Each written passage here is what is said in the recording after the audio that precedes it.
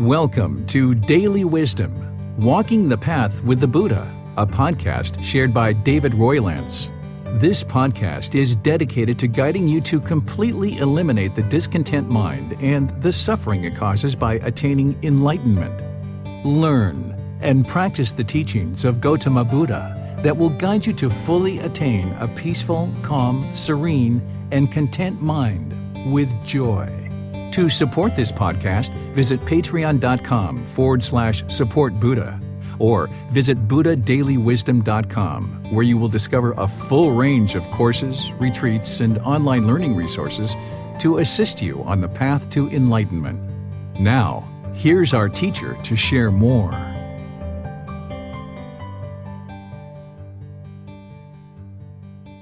Sawadee Kap. Hello and welcome to Daily Wisdom, Walking the Path with the Buddha. I'd like to welcome all of you to our class today, because now on this kind of tail end of the group learning program, we're going to be sharing breathing mindfulness meditation to help you learn from the very beginning.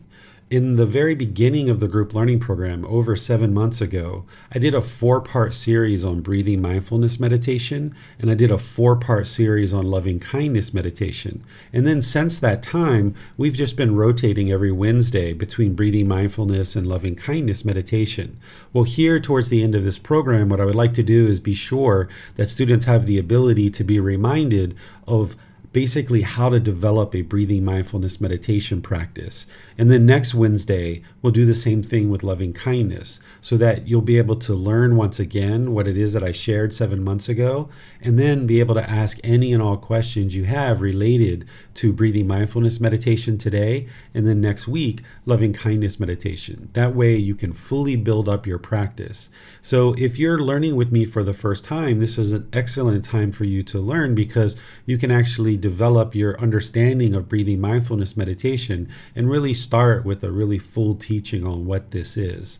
So I'd like to welcome all of you, and as we go, you're welcome to ask questions through Facebook, YouTube, or Zoom. All you need to do is put your questions into the comment section. Our moderator, Miranda, will see that and be able to be sure your question gets asked during the class. If you're in Zoom, you can electronically raise your hand and ask any questions or follow-up questions directly. So I'm going to go ahead and get started and share some things with you guys. As I've shared at many times as students learn with me, it's important that you don't believe anything that I share. It's important that you don't believe anything that the Buddha shared either. Any books or any discourses that anybody shares, it's important to not believe these things, but instead to learn, reflect, and practice. Through that learning, you're asking questions, seeking clarification, attempting to understand what it is the teacher's communicating. Through your reflection, you're working to independently verify what's being shared through confirming it in the real world. And then when you're practicing the teaching and actually implementing it into your daily life, you should be observing improvements to the condition of the mind based on implementing this particular teaching in practice. And that's what I would encourage you to do with all aspects of everything that I share, including meditation. So because I'm not interested in any students believing anything that I share, then what I do here at the beginning of teaching you breathing mindfulness meditation is share with you what the Buddha said in a few of his teachings related to meditation, so that you don't even believe that the Buddha actually taught meditation. As part of this book series, The Words of the Buddha, The Path to Enlightenment, Revealing the Hidden, there's one specific book out of the 13-book series that is dedicated to the teachings of the Buddha on breathing mindfulness meditation. It's volume 7, and you can see that on our website, buddhadailywisdom.com. You can either download it and print it, or order a printed copy, because there you can see with 100% certainty that the Buddha absolutely taught breathing mindfulness meditation. So here in this class, I'm just bringing in a few of his words to help you get started to see that the Buddha did indeed teach meditation, and you don't need to believe anybody that he taught it or he didn't teach it, but you can see it in his own words. And then the more you understand his words around meditation, particularly that volume 7, then you'll see more and more clearly exactly what he taught and what he didn't teach about meditation. Because now, today, 2,500 years after his death, there's all these various meditations that are being taught all over the world, but these are invented by people who aren't a Buddha. A Buddha has unique qualities that allow them to discover the teachings that lead to enlightenment. And when we start changing a Buddha's teachings, then the path to enlightenment gets more and more murky. It gets more and more diluted. So by us learning exactly what the Buddha taught through his own words and then not believing it, but learning, reflecting to independently verify and then practice. And when you see the condition of the mind improving, then you know you're learning exactly what the true path to enlightenment is as taught by a Buddha, because you studied his words, you didn't believe them, you reflected on them, independently verified them, and then you practice them and you see that they actually work to improve the condition of the mind. So here, let me just share with you a few of the words that the Buddha shared around meditation just to help you build confidence that he even taught something called meditation. Here he says, "Meditate, monks, do not be complacent, lest you regret it later. This is my instruction to you." So one aspect of breathing mindfulness meditation is you're cultivating mindfulness, you're cultivating concentration, and you're eliminating craving, desire, attachment. Craving, desire, attachment, or that mental longing and strong eagerness, is the cause of discontentedness. So anger, sadness, frustration, irritation, annoyance, guilt, shame, fear, boredom, loneliness, shyness, jealousy, resentment, displeasure, despair, misery, grief, all of these discontent feelings and others are caused by craving, desire, attachment. So here, by practicing breathing mindfulness meditation, you're doing the one primary practice that helps you to eliminate craving, desire, attachment, which thus causes discontentedness. So if you were complacent in your meditation practice, then you would regret it later when the mind is angered and frustrated and irritated or feeling guilt or shame or fear, any of these other discontent feelings. So the Buddha never motivates people through guilt, shame, or fear. Instead, he's kind of helping you to see that you're going to regret having not meditated when your mind is discontent later. So that's what this one particular statement is all about. This next one, where he says, "A pot without a stand is easy to tip over." The pot is like a flower pot. And then the stand, if you don't have a stand, it's easy to tip over the flower pot. Well, the pot is the mind, and your stand is the meditation practice. So a mind without a meditation practice is easy to tip over. So it's easy to become discontent. It's easy to become angered and frustrated and irritated when you don't have a meditation practice. It's easy for this mind to become uncalm and shaken up. So the more that you meditate and you develop your practice, refine it based on what the Buddha taught, then your stand gets wider and wider and wider. And now the pot gets more and more stable, or the mind gets more and more stable and steady in daily life, where it won't be shaken up by the various things that are happening in the world. You won't experience the sadness and anger and frustration, all those other discontent feelings, when you develop your meditation practice along with all the other teachings. So a mind without a meditation practice is easy to become discontent. That's what he's saying here. A pot without a stand is easy to tip over.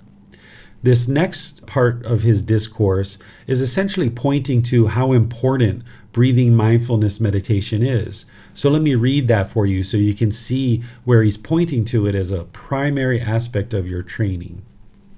"Monks, there is one thing that, when developed and cultivated, leads exclusively to liberation, to freedom from strong feelings, to elimination, to peace, to direct knowledge, experience, to enlightenment, to nibbana.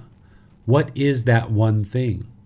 Mindfulness of breathing, breathing mindfulness meditation. That is that one thing that, when developed and cultivated, leads exclusively to liberation, to freedom from strong feelings, to elimination, to peace, to direct knowledge or experience, to enlightenment, to nibbana. So the Buddha here is sharing how breathing mindfulness meditation leads to peace. It leads to enlightenment, because breathing mindfulness meditation is what eliminates craving, desire, attachment.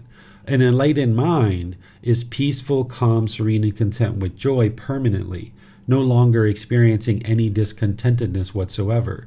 So by employing breathing mindfulness meditation to eliminate craving, desire, attachment, then you're eliminating discontent feelings, thus moving the mind to being peaceful and calm and serene, joyful, this enlightened mental state.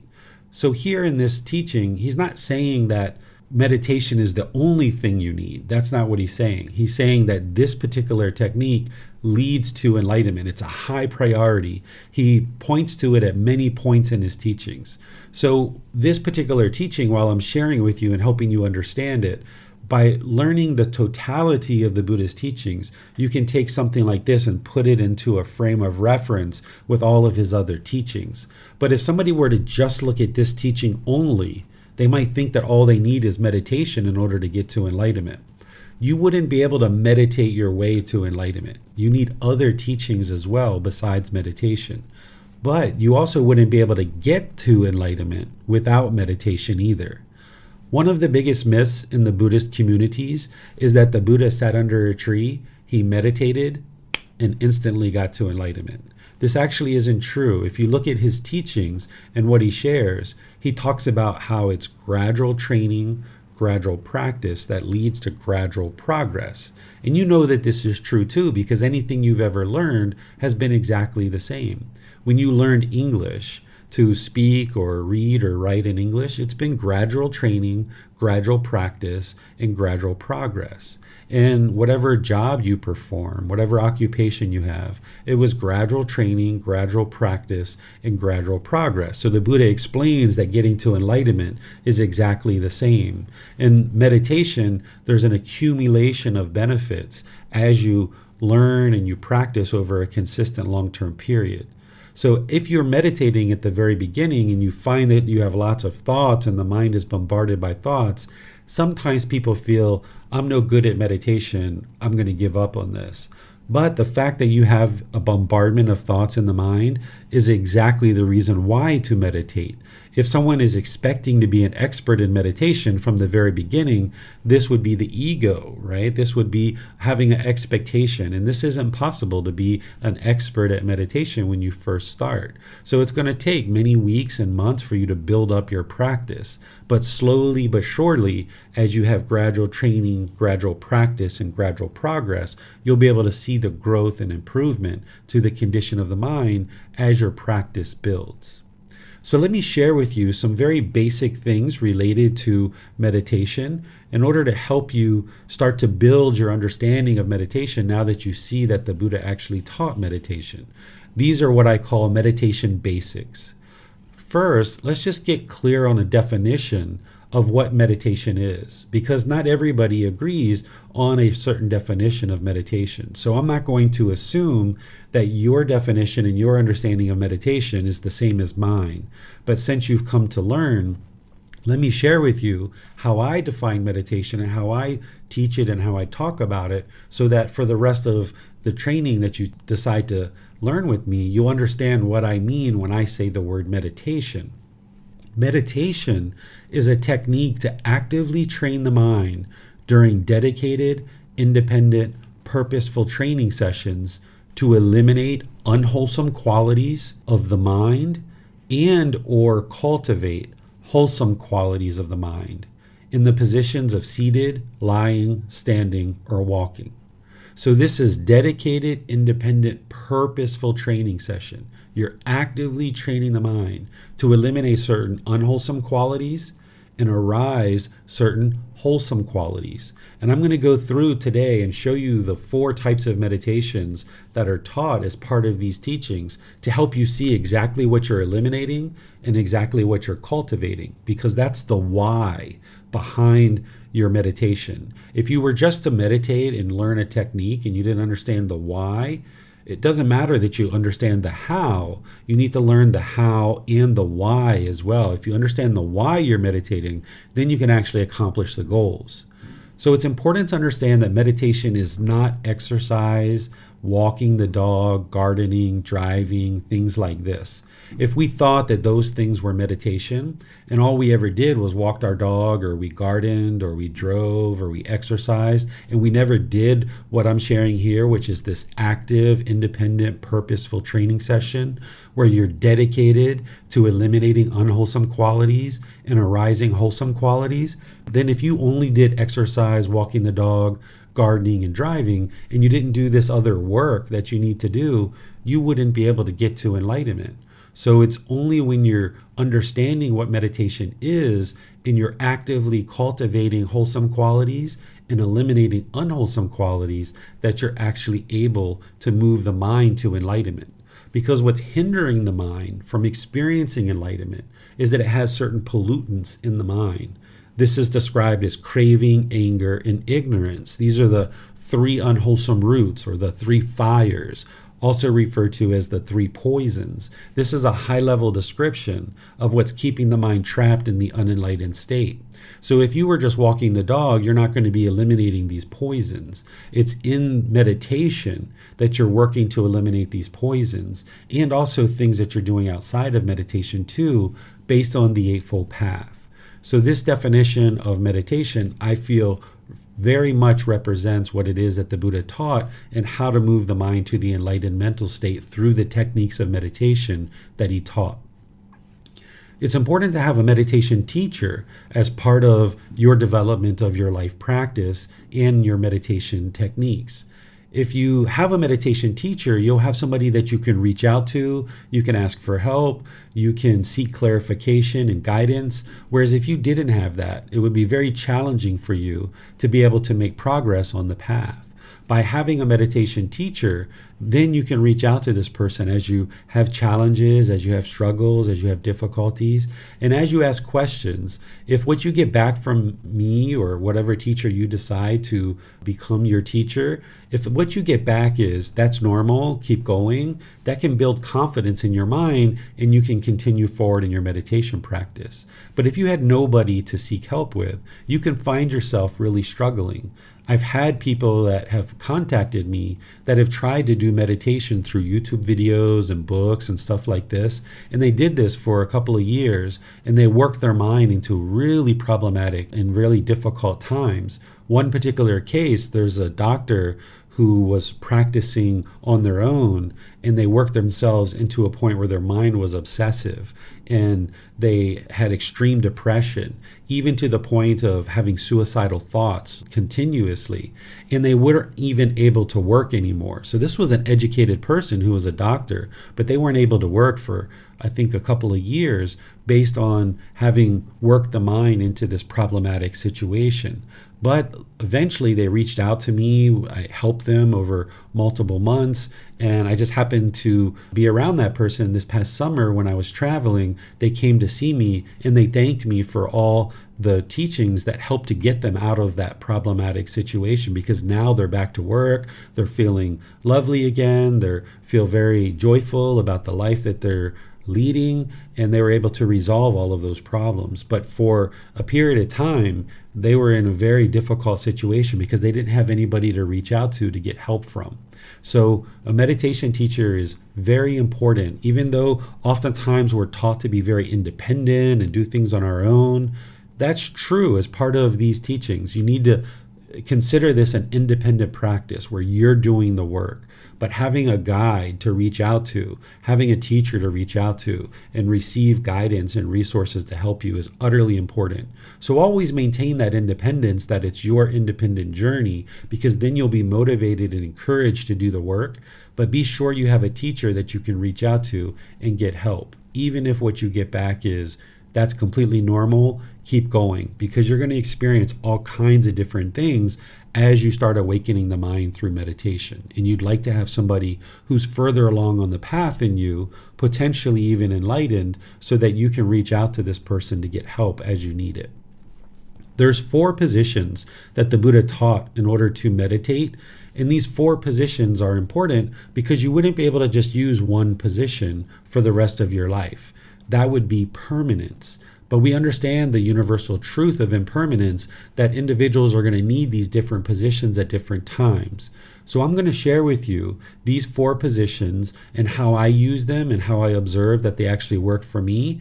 And then you don't believe what I say. Instead, you can learn this and you can receive it as guidance. But then in your practice, as you're practicing these different positions, then you decide how these different positions work for you or don't work for you. In each situation, you'll be able to observe that seated position works for one type of situations or 2 or 3, or walking works in these other situations. So let me share with you how I use these positions, and then that can help inform you. But then you work with these 4 positions and figure out how they work best for you. So seated position for me is like my go-to position. I probably use this 80-90% of the time. And for me, that's what I do. But other people might use another position as their go-to position. This one, I feel that this is the most comfortable, it's the most accommodating, it's the easiest to use. I can do it sitting in a chair, I can do it sitting on the floor, I can do it sitting at a bus stop, I can do it sitting in a waiting room somewhere. I can do it many different places because it's very versatile. But sometimes in the seated position, you might notice that your body is painful. You might notice, even with shifting around a bit, that your knees or your ankles or your hips or your back or something like that is painful. And that's where I use lying position. Whereas if the body is uncomfortable in the seated position, I will lie and do meditation. There's even been situations where I've been in a hospital hooked up to an IV and I was unable to sit because my lower body was damaged from a motorbike accident. So I was able to do lying meditation in the hospital bed because I wasn't attached to the seated position. The mind was completely comfortable with adapting and doing lying position. So lying is really good for me when there's pain in the body or I'm unable to do seated position. But I need to be really observant of the mind in lying position because oftentimes the mind has a tendency to fall asleep during the lying position. So if I observe that, that's where the standing position comes in. The standing position is really good if the mind is falling asleep. I will stand up. Or if the body is uncomfortable in either the seated or the lying position, there's standing position. I also use standing position in situations where if I'm waiting in line and I know it's like a 20-minute line or a 30-minute line, or if I'm standing at a bus stop, I might try to get 5 minutes, 10 minutes, 20 minutes worth of meditation in, just standing there in line, and you can use it for that as well. Walking position is really helpful in situations where you're either seated or lying and the mind's falling asleep. You can do walking position. Or if the mind is overactive or there's lots of energy in the mind and the last thing you're thinking about is sitting in one spot, you can use walking position to kind of get some of that energy out as a standalone meditation, or you can rotate between walking and seated or walking and lying. You don't need to stay in the exact same position all the way through your meditation session. You can actually switch positions, and this will help you to extend your meditation sessions. So I've used walking as a standalone meditation session, but I've also used it in combination with these other positions in order to extend the meditation, where I've maybe been walking for a while and then I go sit. And I get more benefit out of the seated meditation because the mind has gotten out all the energy or the anxiety or any kind of stress that's going on in the mind. Or if I'm feeling pain in the seated or lying or standing position, I can do walking to kind of get the body moving. So these are the different positions, and these are how I've used them. But remember, you should be sure that you use them in the way that you would like to use them, and observe in what situations they work really well for you and in what situations they don't work well for you. So this will really help you. Let me pause here and see if you guys have any questions on anything I've shared so far before I share some additional content. You can ask questions through Facebook, YouTube, or Zoom, or you can electronically raise your hand and ask any questions or follow-up questions directly. Yes, sir. I see Tony has his hand raised. Let's go to him for his question. Thank you, Miranda. Yes, Teacher David, question for you. Part of the teaching is to stay on the breath, to have your mind on the breath when to be in the present moment by being on the breath or observing the breath. Is it also acceptable to be in the present moment if you're there meditating and you feel your heartbeat? I feel my heart beating, or I hear something outside. I'm still in the present moment, but I'm not concentrating on one item, for example. Does that work, sir? I've never tried to focus on the heartbeat. I've always focused on the breath because it's a consistent, ongoing activity that I can monitor with the mind. I can fixate the mind on the breath, and then I can regulate the breath either slower or faster in order to slow down the mind. With the heart, you can't do that. It's just doing its own thing. You can't control it. So at one time, when the mind was overactive, I noticed that I was breathing kind of shallow and I was breathing rather quickly. So all I needed to do was learn to slow down the breath. And by slowing down the breath, with the mind fixated on the breath, I was able to slow down the mind. So the Buddha and myself, I would suggest focusing on the breath. That's where you're going to find the most benefits. Okay, so no, I just use the heartbeat for example, but I'm being in the present, but being aware of things in the present, not having the mind go off with thoughts of the future or the past or what you're going to do or whatever. So being in the present with some of the sixth sensory, because the sixth sensory, the eye, hearing or nose, smelling or breathing. Six sensory things. I guess that's my point. Or is the practice is to concentrate, to focus the concentration onto the breath, onto one thing like the breath? Yeah, you would like to concentrate on the breath. That's why the Buddha calls it mindfulness of breathing, right? You really need to be dedicated to the breath, because the breath you can control more. You can control the mind that way. You can also more readily get the mind into the present moment. With the sound of the air coming into the nose, it's in the head. You can feel it in the skull, and the mind is right there to be able to fixate on it. This is going to produce much more benefits for you. Okay, thank you, sir. You're welcome. Yes, sir.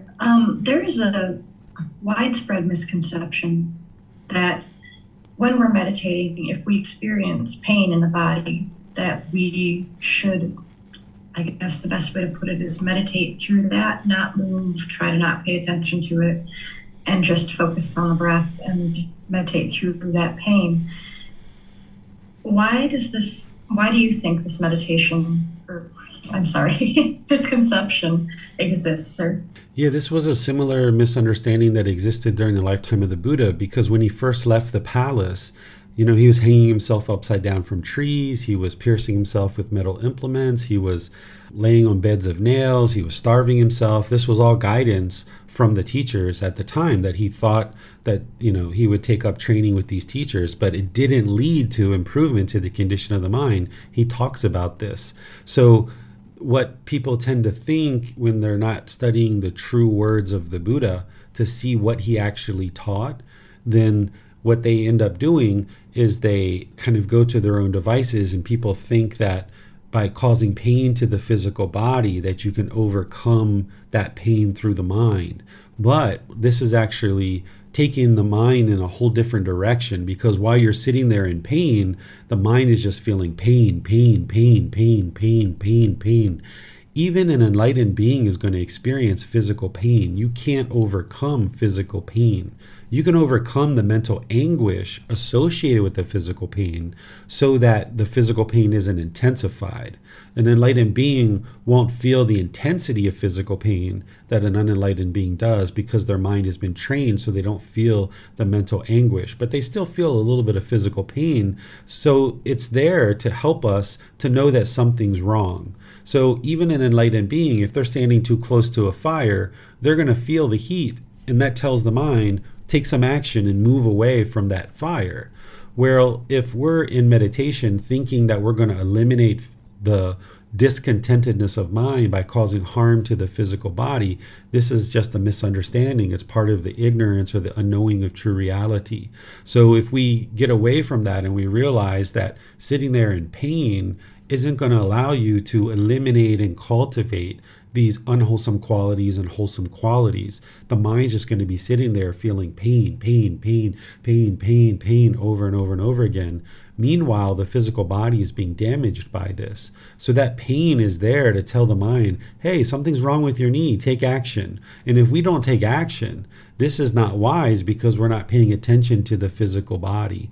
So when we understand the life story of the Buddha and what he experienced and what he taught through his own words in the Pali Canon, then we can learn from the challenges and struggles that he faced and how he overcame those.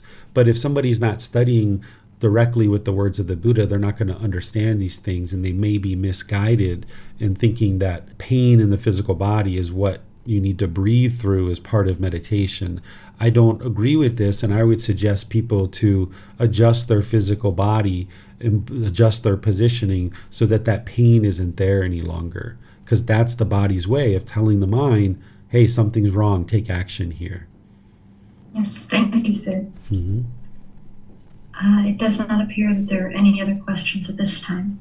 Okay, so let's look at the 4 different types of meditation that I share. And these are connected directly to the Buddha's teachings, because if you look at what he taught related to meditation, you can see how each of these 4 map into the meditation and the goals and accomplishments that he shared to accomplish as part of your practice as well. The primary form of meditation that he taught is breathing mindfulness meditation. And this is eliminating craving, desire, attachment, that mental longing and strong eagerness. And it's cultivating mindfulness or awareness of mind, specifically the 4 foundations of mindfulness, which I've shared in other classes. And it also helps you to cultivate concentration or singleness of mind. The way that you're doing this is by focusing on the breath. This is the single object that you're focusing on, the breath during meditation. So you get the mind trained to just focus on one thing at a time. Because what the mind wants to do is it wants to bounce around from thing to thing to thing to thing to thing. And oftentimes people even train their mind to do this through multitasking, which would be unwise, because then you're just perpetuating the problem of the mind bouncing around from thing to thing to thing to thing. But what you would like to do is train the mind to do just one thing at a time, do it really well, bring forth your full wisdom, and be sure that you're applying your wisdom to whatever it is that you're facing. And the way that you do that in daily life is you first exercise the mind in meditation to be able to focus on the breath as the single object. And that's practicing singleness of mind, to exercise the mind to build this concentration, so that then in daily life, rather than talking on the phone, watching TV, and eating a sandwich, you just do one thing at a time. Just talk on the phone. Have a really good quality conversation. And then when you're done, if you're going to watch TV and take that in. Or if you're going to eat. So just do one thing at a time, and you'll find that you're actually more successful that way. And this is how you arise concentration or singleness of mind in your life, is through breathing mindfulness meditation and practicing singleness of mind in daily life. You're also developing awareness of mind or mindfulness in meditation, because when you're in meditation and you're focused on the breath, when the mind moves off the breath, the mind becomes aware of that. You catch that sooner and sooner and sooner. When you first start practicing breathing mindfulness meditation, you're not aware of the mind moving off the breath. You might be 1 minute, 2 minutes, 3 minutes, 4 minutes, and then you realize, oh my goodness, I'm meditating. Bring the mind back over here. But as you accumulate the benefits over gradual training and gradual practice, you see this gradual progress where you can more and more readily catch the mind that it's off the breath and do that sooner and sooner. And this is building your awareness of mind. And specifically, you're building those 4 foundations of mindfulness, where you're aware of the bodily sensations, you're aware of the feelings, you're aware of the condition of mind, and you're aware of mental objects. This is part of the Eightfold Path under right mindfulness, and I teach this in other classes. And then as you're observing the breath, building this concentration, you're developing mindfulness and this awareness of mind, and you see the mind has moved off the breath. Then you cut that off and let it go and bring the mind back. That's cutting off the mind's longing and yearning. So you're building in this discipline and this control of the mind in meditation, that over a consistent long-term period of time, in meditation, you're exercising the mind to be able to more and more readily control it and bring it back and bring it back and bring it back and bring it back. So in one meditation session, you might cut off and let go 20, 30, 50 times some thought and bring the mind back. And this is giving you the control and the discipline and the ability, the skill to be able to do this in daily life, where you're out and about in daily life and you see the mind longing and yearning, because now you have more concentration and mindfulness. You can see the mind longing and yearning, which is only going to cause discontentedness. When you see that craving, then you can cut it off and let it go, because you've built that training into your daily life through breathing mindfulness meditation. But if you weren't doing this, you wouldn't be able to train the mind in that way. Therefore, you wouldn't be able to exercise it. You wouldn't be able to control the mind in daily life when you're out and about. And when you see anger getting ready to arise, you wouldn't be able to cut it off. But when you train the mind with breathing mindfulness meditation and all the other steps on the Eightfold Path, then you're able to control the mind. And now as you gain more and more discipline, more and more control of the mind, you can eliminate all discontent feelings, because you now have this exercise and this discipline. This loving kindness meditation, meditation to eliminate sexual cravings, and meditation to realize non-self, we're going to address these in a next class in Wednesday. But this class is just to focus on breathing mindfulness meditation. So I was interested to introduce you to that and ensure you understand what you're eliminating and what you're cultivating. This is really important to understand. That gives you the why, and then I'll share with you the how as well. So now, looking at the how, this is how you start and conduct a meditation session. The first thing to understand when it comes to training the mind is that the mind is the boss and the body is the employee. What I mean by that is whatever's going on in the mind, the body is going to experience that. So if the mind is stressed or having anxiety, this is why you get pain in the shoulders and the neck, because the mind is the boss, the body's the employee. The body's just following whatever's going on in the mind. The body can't do anything by itself without the mind. The mind is the boss, and the body's just following around whatever the boss decides to do. So if you understand that the mind is the boss, and that's the real goal of your meditation, is to train the mind, then you understand that the body is the employee. So you need to go through the body in order to get to the mind. What I mean by this is you need to put the body in a comfortable position so that you can get to the boss. Whereas if the body was luxurious, so if the employees are luxurious, they're going to be too lackadaisical to actually take you to go see the boss. You're not going to be able to see the boss if the employees are just sitting around in a lap of luxury. But also, if the employees are painful and experiencing pain, they're not going to be interested in taking you to go see the boss either. So if the body is in a painful position, it's not going to be willing to take you to go see the boss, because all the boss is hearing from the employee is pain, pain, pain, pain, pain. So what you would like to do is get this employee, get this body in a position where it's comfortable, not luxurious and not painful. Then it can just be in the middle where there's comfort, not luxurious and not painful. Now when the employee is comfortable, it will take you to go see the boss, where now you can actively train the mind. The second thing is the Buddha describes in his teachings, when he discusses meditation, to set up mindfulness in front of you before you actually meditate. What mindfulness is awareness of mind. And he talks about setting this up in front of you. What he means is bring this awareness to the mind prior to meditation. So if you were to just walk in and plop down and start meditating, you haven't brought any awareness to the mind, so you're not going to get as much benefit. But if you came in, you took off your shoes, you made sure your clothes were comfortable, maybe you used the bathroom, empty out the organs, you got a place to sit or lay or stand or walk, and you've kind of brought some awareness to the mind prior to actually going into meditation, once you get into meditation, you will kind of have been ahead of the curve, so to speak, because you've already done a little bit of work to bring some awareness to the mind, where you're consciously entering into meditation rather than just haphazardly sitting down and attempting to meditate. You've consciously and intentionally moved into meditation. What I do in order to set up mindfulness in front of me is I go to the bathroom, make sure all the organs are empty and all these kind of things, take a position that's comfortable, but not luxurious, not painful. But then I do some chanting. There's nothing mystical or magical about chanting, but it helps to start building awareness of mind. It builds concentration, it builds memory. It helps you start develop awareness of the breath. And these are all things that you need in meditation, is awareness of the mind, which is mindfulness, and awareness of the breath. So there's about 2.5 minutes worth of chanting that I do to ease the mind down into meditation. And then I use that to ease the mind out of meditation as well, which will help you feel more comfortable to get deep into your meditation, where you don't feel like you need to hold on, so that you don't feel this abruptness of now I'm in meditation and now I'm not, and just pop in and pop out. That's not what you're interested in. You're interested in easing in, getting all that benefit out of your meditation, and then easing out of meditation. That's really important to help you.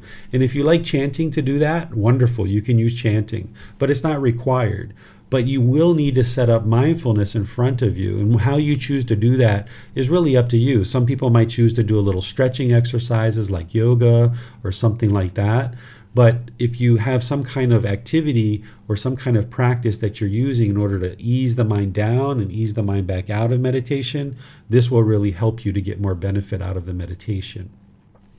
Then in terms of time, frequency, and schedule, I recommend that you meditate 2 to 3 times per day for 30 minutes or more.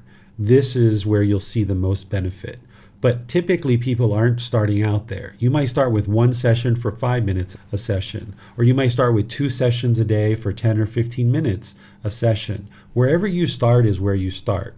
Everybody's going to start in a different place. Very rarely does anybody start with 2 or 3 for 30 minutes a session. That's very, very rare. So build up to that. So no matter where you start, even if it's 1 session, 5 minutes a day and 5 minutes a session, then start there and just know that you're working to expand this more and more as you go. I don't suggest that you time your meditations with an alarm. If you set an alarm, one of 2 things are going to happen. Either you're going to be in meditation and your mind's going to be longing and yearning. Is it time yet? Is it time yet? Is it time yet? And this is what you're trying to counteract. You're trying to get rid of that craving, desire, attachment. But when you set an alarm, the mind oftentimes is yearning and longing to know what time it is. Or you're going to be deep in meditation, getting all kinds of benefit, and then the alarm's going to go off when you could have gotten so much more benefit if you just hadn't set the alarm. So the way that you time your meditation session is you look at the time on the way in, 8 a.m., 9 a.m., 8:30, whatever it is. Then you meditate, and then after you're done, just finish whenever you feel like you're finished, and then look at the time. And if it's 8:15, then you know that you meditated for 15 minutes, and that was a nice check-in. But now, over the course of the next week, work to expand your meditation sessions. And then about once a week, just check in on the time on a meditation session and kind of see where you're at. Because sometimes it can feel like 15 minutes, but you've been meditating for an hour. And other times it can feel like you've been meditating an hour and it was only 15 minutes. So you'd like to kind of check in about once a week and be sure you're working up to about 30 minutes of meditation per session. And then if you do need an alarm, because in some cases you may need one, if you're on the way to work and you've only got 30 minutes to meditate, or you've only got 15 minutes to meditate, you might need to set the alarm if you have some event that you're headed to. So go ahead and do that in those situations. But if you have a weekend or you have evening sessions where you don't need to be anywhere, so maybe 60-80% of the time you don't need an alarm, so you can just meditate without an alarm the way that I'm suggesting here. And you'll see the most benefits of 2 to 3 sessions per day for 30 minutes or more. And you'll need to create more and more space in your life to build up to this. So it may take you 6 months, a year, 2 years, who knows? Everybody's going to be different, but gradually build up to that. And that's when you'll see the most benefit. In terms of a schedule, I don't recommend that you have a schedule. If you made a schedule where every day I'm going to meditate at 8 a.m., at 1 p.m., and maybe 8 p.m. in the evening, if you had this set, rigid schedule, this is craving permanence. And that's not possible. It's not possible for you to meditate every day at 8 a.m. or every day at 1 p.m. or every day at 8 p.m. It's not possible for you to do this. So it's important that you think about it in terms of anchor points. So in the morning, you'd like to meditate. In the evening, you'd like to meditate. And somewhere in the middle of the day, if you can get a meditation session, wonderful. This is what the Buddha did. He meditated 3 times per day, morning, midday, and evening. And remember, he didn't have a watch or a clock 2,500 years ago to be able to keep track of how long he had meditated for. So if you have these anchor points instead of this fixed, rigid schedule, you'll find that your meditation can be more fluid. Because there's been times where I've woken up and I've been in meditation, maybe 3 minutes, 5 minutes in, and my son walks in and says, "Hey, Dad, I need you to take me to school." Okay, I'll take you to school. So I take him to school and then I come home and I start my meditation over. Whereas if I had this fixed, rigid schedule, I wouldn't be able to do that and I might be discontent in that situation. But by having these anchor points, then you can kind of work towards that goal and realize that once in a while you're going to miss a morning meditation, or once in a while you're going to miss an evening meditation or something like this. And this is completely normal and common. If you are sleepy during your meditation sessions, this is normal. It's very common, particularly when you first start, because there's a lot of pollution in the mind and you can feel some sleepiness come in. You have a couple of options here. One is you can just get some sleep. This can be that the mind is not sleeping very well. Now that it's doing this work in meditation, it can become sleepy and you might just decide to go to sleep. That's completely fine. As you work through your practice and you develop your practice eradicating more and more of this pollution, you'll kind of get over the hump with that, where you'll see that you won't be as sleepy so much. The other option you can do is you can actually switch to a standing position or a walking position if you notice that there's sleepiness coming into the mind. So that's the way you can solve that.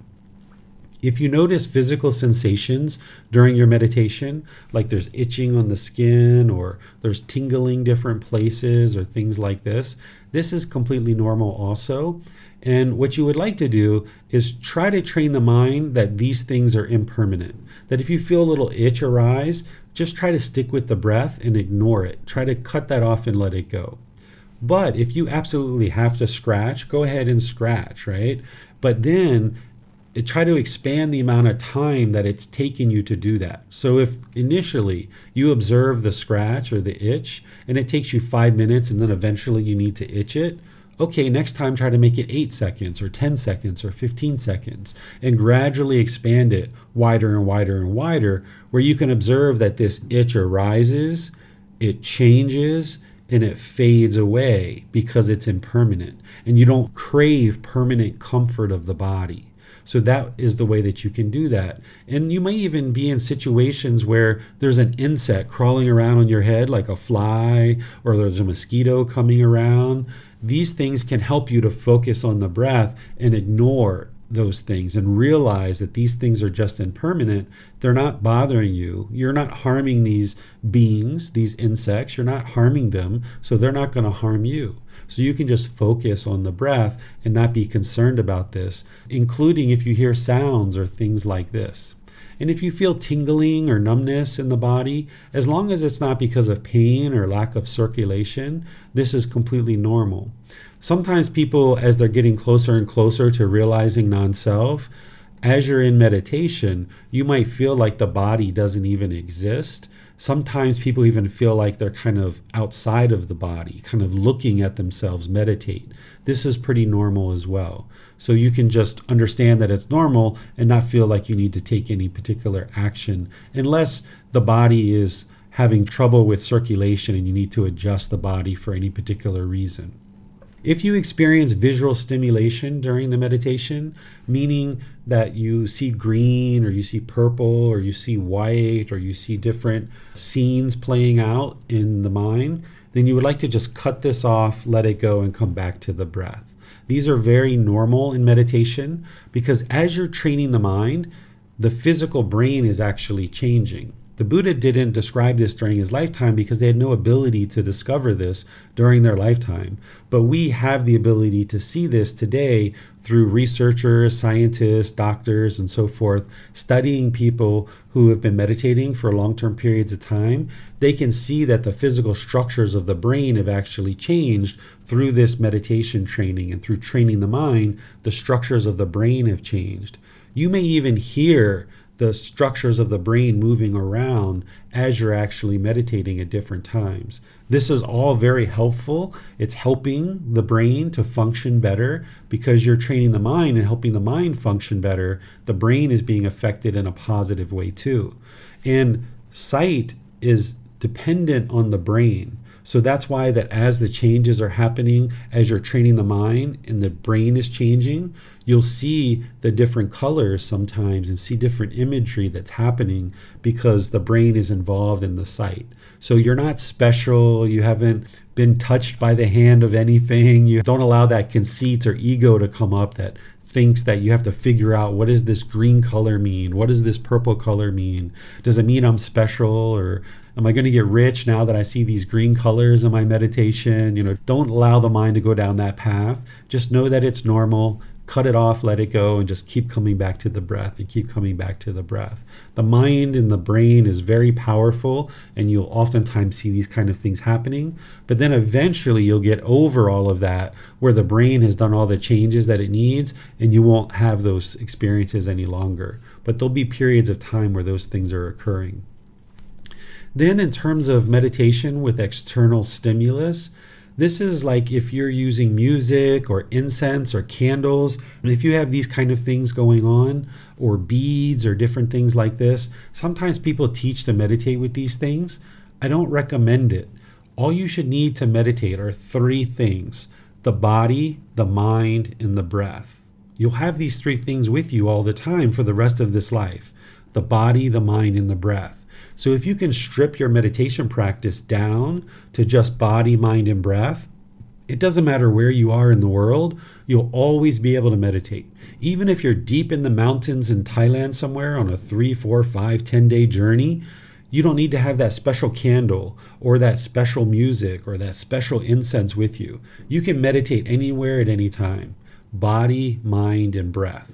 And I would suggest you build up your practice to 80 or 90% of the time that you're meditating with just the body, just the mind, and just the breath. But if 10 or 20% of the time you'd like to go to a group meditation or a gong meditation, or you'd like to try a little bit of incense or candles or things like this, you can. But what you're interested in doing is not allowing the mind to crave these things, long for these things, yearn for these things, be attached to them. Instead, you're interested in stripping down your practice so that your mind isn't dependent on these things. As long as your mind is dependent on these things like music and other things, then there's still craving, desire, attachment in the mind. So if you can strip your practice down to body, mind, and breath, you can meditate anywhere at any time. And this is what I would suggest, the type of practice that you build up. So let me see what questions you guys have. Again, you can put that into Facebook, YouTube, or Zoom. Or in Zoom, you can electronically raise your hand and ask any questions that you like. Yes, thank you, sir. On YouTube, Daniel asks, can I enter jhanas through breathing mindfulness meditation? So the jhanas are preliminary phases that the mind goes through before it gets to the first stage of enlightenment. And then there's 4 stages of enlightenment. A lot of times people think that the jhanas are just experienced only in meditation, but a jhana is something that is a phase that the mind goes through, and the qualities of the jhana you're actually experiencing at all times during your day. The way that you get to the jhanas is, yes, you would need meditation, but it's actually all the other teachings on the Eightfold Path that will help you get to the jhanas as well. You would need to have developed right view, right intention, right speech, right action, right livelihood, right effort, right mindfulness, and right concentration. And having put together all of those, then you'll actually experience the jhanas. Not just in meditation, but you'll experience these qualities of mind outside of meditation as well. Yes, thank you, sir. It does not appear that there are any other questions at this time. Okay, well, the last thing I'll share with you before we actually do meditation together as a group is to never give up on your meditation practice. No matter what challenges or struggles or difficulties you might encounter, reach out for help from a member of our community or from me. I'm more than pleased to help you. But if you meet a certain struggle or you meet a certain challenge and you give up, it's like turning away. And now, by walking away from that challenge, you don't cultivate the wisdom that you need to overcome that obstacle.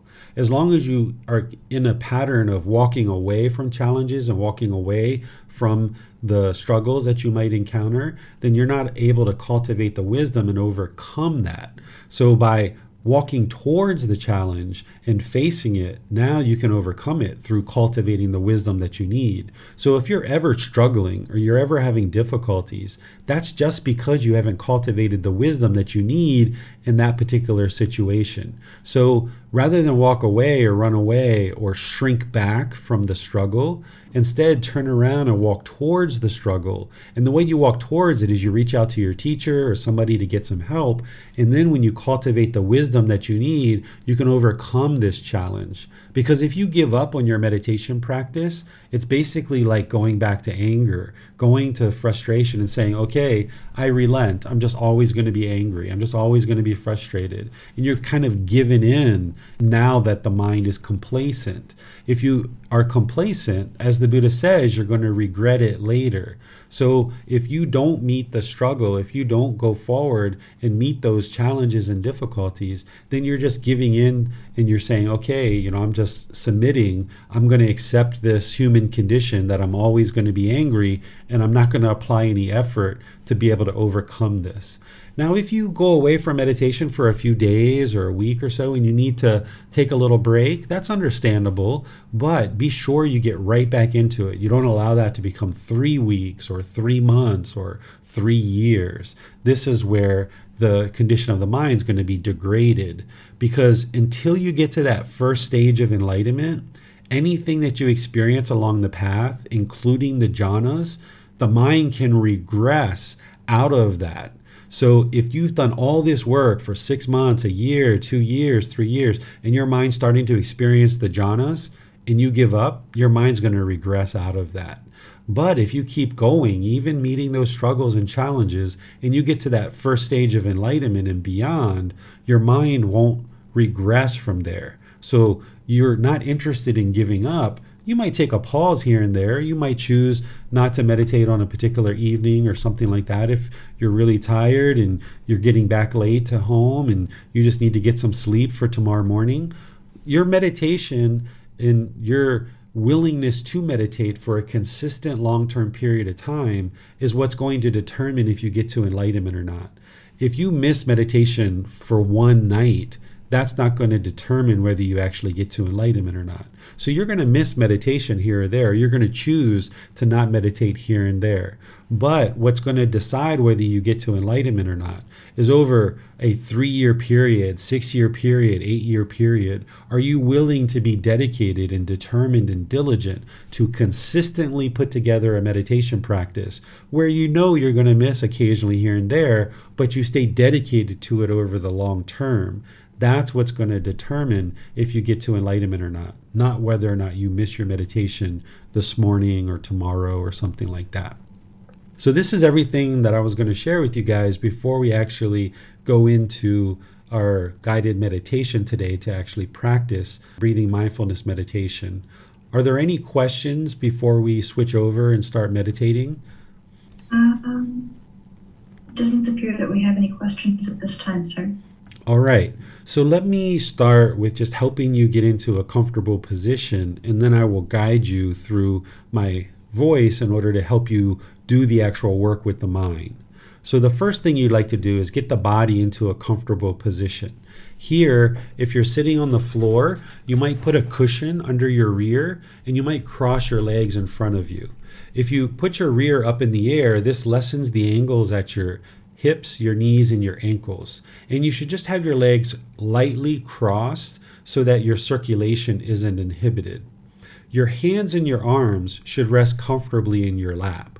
The Buddha put his right hand on top of his left with his thumbs together, and then he put that into his lap. If that's comfortable for you, do that. But there's other options here as well. You could put your palms on your thighs, on your knees, your palms up. These are all options because there's not just one fixed way to position the body. You would like the body to be comfortable, not luxurious and not painful. If you're in a chair, you would just like the lower body to be comfortable. Maybe you have your feet crossed at the ankles or maybe flat on the floor. All of those are options that you can use. And then the hands and arms, same thing, resting comfortably in your lap. And then with the upper body, you would like the upper body to be erect. This keeps the mind attentive and alert during your meditation session. Whereas if you were slouched, the mind would have a tendency to be complacent. Or if you were really rigid and upright, this would produce kind of stress or anxiety, being uptight in the mind. So you would like the body to be, in terms of the upper body, you would like the upper body to be erect, but not real rigid and not slouched. So by being in the middle where the body is erect, this will keep the mind attentive and alert because the body is comfortable and it's attentive, it's erect. Next, with your body in this position, just close the eyes and start breathing in through the nose and out through the nose. Here, what you're doing is you're just working to establish the breath. You're breathing in gradually through the nose, experiencing the full breath. And then whenever you get to it, you breathe out gradually through the nose. You can hang out here with the breath, and I'll be back with some more guidance, or you can join along in these chants. If you know these chants, you're welcome to join. If you don't know them yet, I'll teach them at another time for you to learn them, or you can watch the videos that I've taught that in the past. So after I do chanting, I'll come back and help you further in meditation.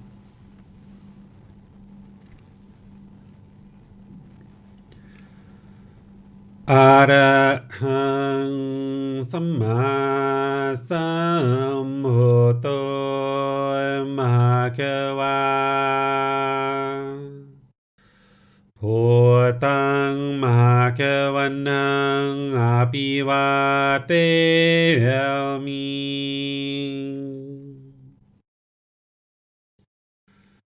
Savakato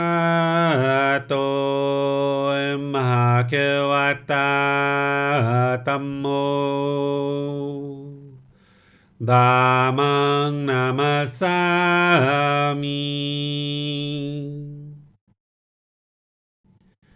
Supatipano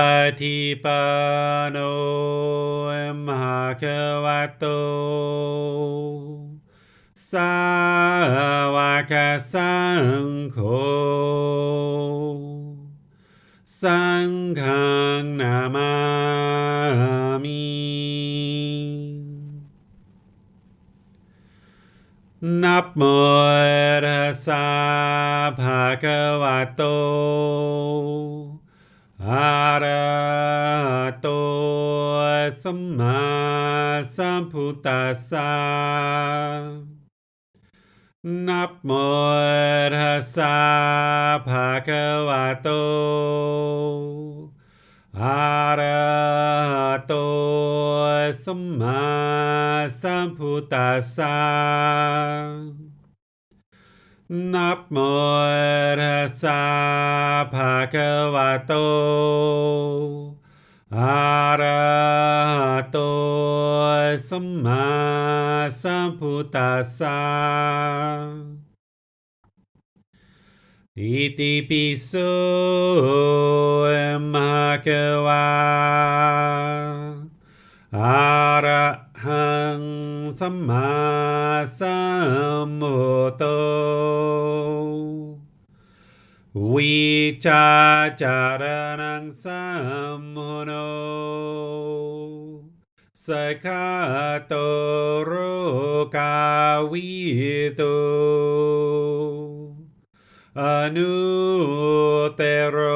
Purito ริสาดัมมาสติสตาตวามานุสรังพุทโธภะคะวาติ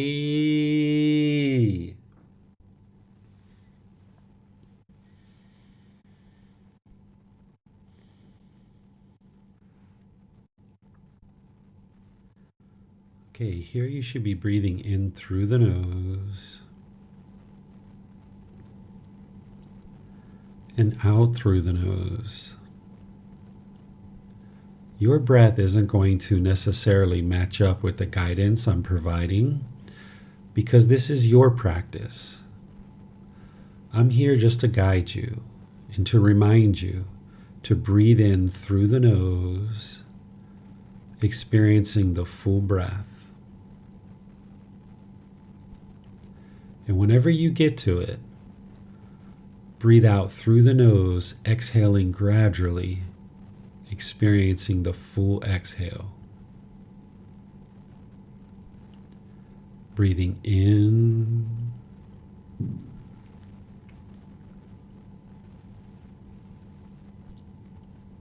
and out.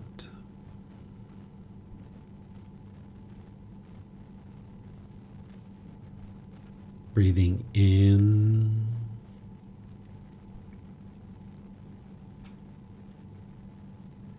and out. With the breath well established, start fixating the mind on the sound of the breath or the sensation of air moving into the nose.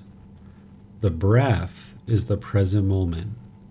Fixate the mind on the breath, the present moment. Breathing in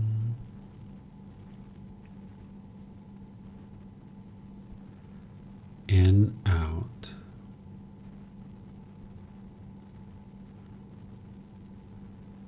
Breathing in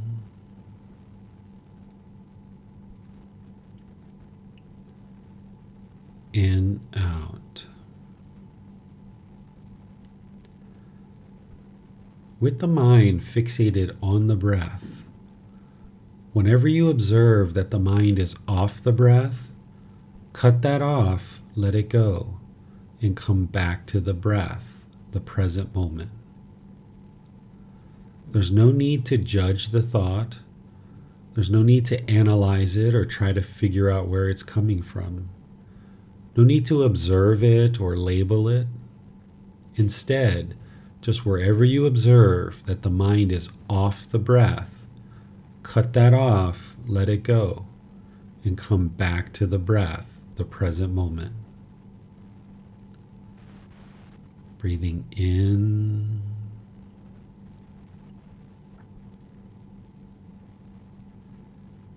and out.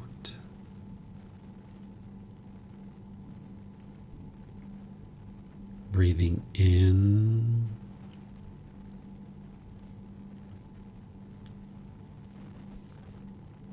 and out. I'm going to be quiet now and let you do this work of focusing on the breath, cutting off and letting go anytime the mind moves off the breath. You have nowhere to go. There's nothing to do. No one needs you right now. This is your time to focus on the breath. Breathing in and out.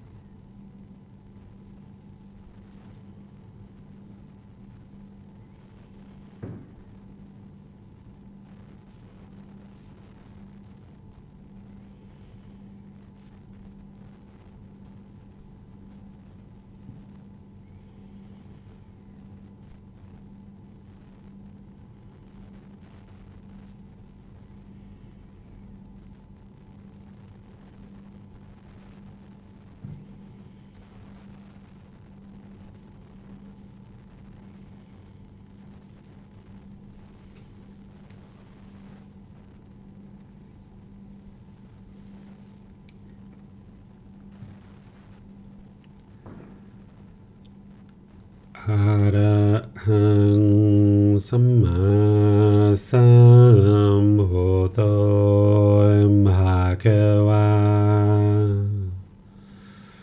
Bhutang Bhagavantang Abhivadeyami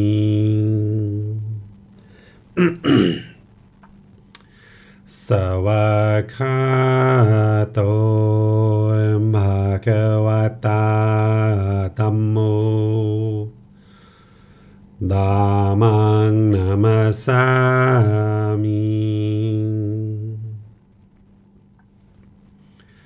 Supatipano Bhagavato Sāvaka Saṅgho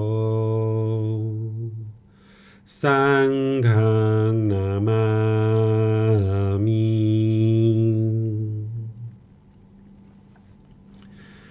Namo Tassa Bhagavato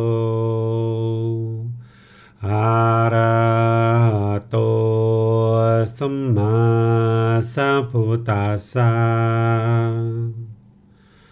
Namo Tassa Bhagavato Arahato Samma Sambuddhassa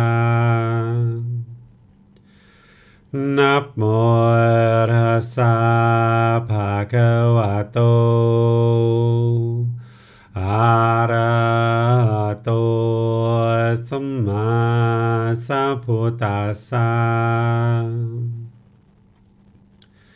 Iti piso Bhagava Arahang Samma Sambuddho Vicacaranang Sammuno Sakato Rokavito Anutero Purisa Dhamma Sati Satatawa Manusanang Bhutto Bhagavati.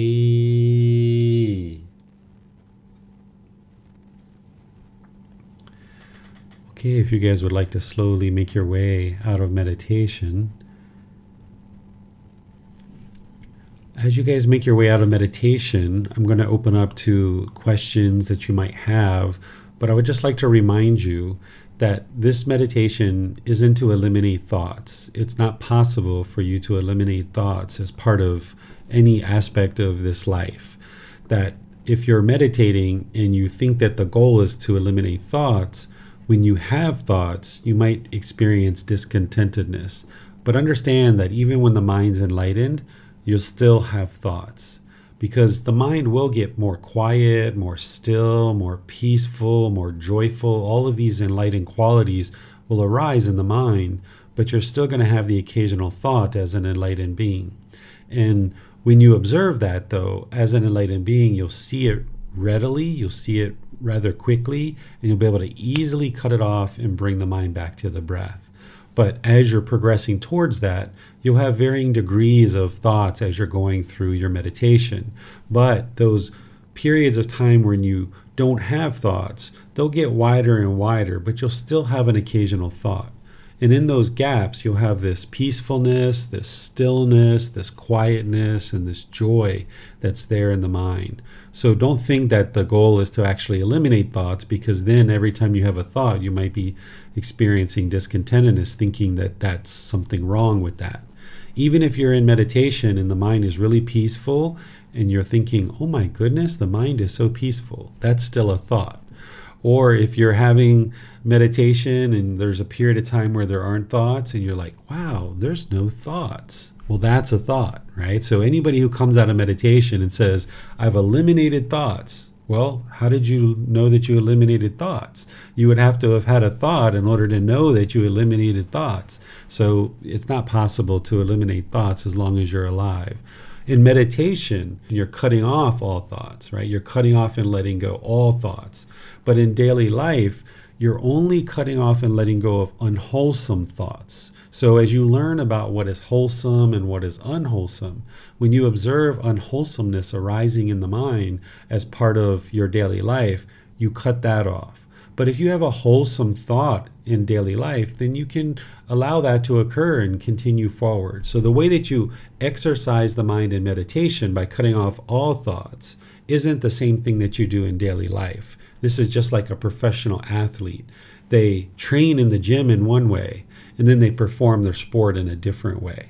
So it's the same thing, that you're training in meditation to cut off all thoughts and let them go, bringing the mind back to the breath so that you can develop this control and this discipline of the mind, eliminating craving, desire, attachment, while arising mindfulness and concentration. But in daily life, with that mindfulness and concentration, and now this discipline and control of the mind, whenever you observe that there's an unwholesome thought coming up in the mind, you cut that off and let it go. So I'll just turn things over to all of you so that you can ask any remaining questions that you have. You can put that into Facebook, YouTube, or Zoom, or you can electronically raise your hand in Zoom. Yes, thank you, sir. I see Tony has his hand raised. Let's go to him. First question. Thank you, Miranda. Yes, Teacher David. So in keeping the mind focused on the breath, on the noise or the feeling at the nostrils. So if I follow the breath in and out, that's not doing it correctly. I should be more concentrating just on one particular point. So if you're hearing the breath come into the nose and you're hearing it leave, that's what you would like to focus the mind on, is that sound. Or if you're feeling the sensation of air, like over the skin going into the nose, you can focus the mind on that sensation. Those are the ways to focus the mind on the breath. Okay, so if I'm following my breath in and then following it out, that's not the proper practice, the proper teaching. You mean like the physical body, like the lungs expanding and sinking? No, I guess my mind's following it in. It must be my mind that's following. Yeah, my mind's following it in and following it out, staying on the breath, but following it in, following it out, not. And then sometimes it's right on the sound or the feeling. Yeah, if it's on the sound or the sensation, that's what you would like to focus it on. Okay. Now I noticed another question. I noticed that in your when you're starting us off and you're doing the breathe in and then breathe out, I'm having difficulty taking those, because then my mind goes right to the feeling of the breath coming in and then the breath going out. But if I just slow that down, and then I can stay right on the point of either the sound or the sensation. So is it suggested that you have deep breaths, or it's whatever I would be comfortable with? Whatever you're comfortable with. The Buddha shares that if you're breathing short, know that you're breathing short. If you're breathing long, know that you're breathing long. So what he's saying is bring your awareness to your breath. What you'll notice if you take some nice deeper breaths, you can really fully breathe in and fully breathe out. But if you have a shorter breath, that's fine. What I noticed is when I had a shorter breath, the mind was a bit active because the breath was like, it was kind of shorter. So I kind of really worked outside of meditation. Sometimes I just sat there and I just kind of worked on the breath. I wasn't trying to focus the mind on the breath. I just, even with my eyes open, I just paid attention to the breath, getting used to breathing in real gradually in the nose and breathing out really gradually. And then after having done those exercises outside of meditation, then I combined it together in the meditation with the mind fixated on the breath. Excellent. Thank you, Teacher David. You're welcome. It does not appear that there are any other questions at this time, sir. Okay. All right. Well, thank you all for joining for today's class. As I mentioned, next week on Wednesday, I'm going to be doing the same thing with loving kindness meditation, just thoroughly going through to remind you, or if you're joining for the first time, you'll get a chance to learn from the very beginning of what loving kindness meditation is and how to do it and why we're doing it, which is so important. So I'll be doing that on Wednesday. This Sunday, we're going to be continuing with our retreat series, Harmony in Relationships, and we're going to be teaching a class on sharing the path to enlightenment, guiding children on this path. So here I'm going to teach you how to guide children along the path to enlightenment, whether they're your children or grandchildren or nieces or nephews. This will actually help you not only with children, but it'll help you with other people in your life too, because sometimes there's ways to skillfully guide our life partner or other friends or coworkers around us. Not that they're going to be able to get to enlightenment that way. They would need to actively be on the path to get to enlightenment. But you can kind of help people along skillfully without necessarily actively teaching them. There's ways that you can actually help people along. Again, they would have to actively practice the path and learning it in order to practice it. But there's skillful things you can do with children and other people in your life that will help guide them along the path a little bit. So I'm going to be sharing that with you next week as part of our class on this Sunday. So thank you all for joining for today's class. I really appreciate all the questions and all the dedication and diligence to learning these teachings. We'll see you guys in a future class. Have a very lovely and wonderful rest of your day. Sawadee krap. Thank you for listening to this podcast. To provide support for this podcast, visit patreon.com/support Buddha. To access more teachings, visit buddhadailywisdom.com. There, you will discover a full range of courses, retreats, and online resources to assist you on the path to enlightenment. Remember to establish a daily, consistent meditation practice, along with learning and practicing these teachings. A well-developed meditation practice is the foundation in which to train the mind to attain enlightenment.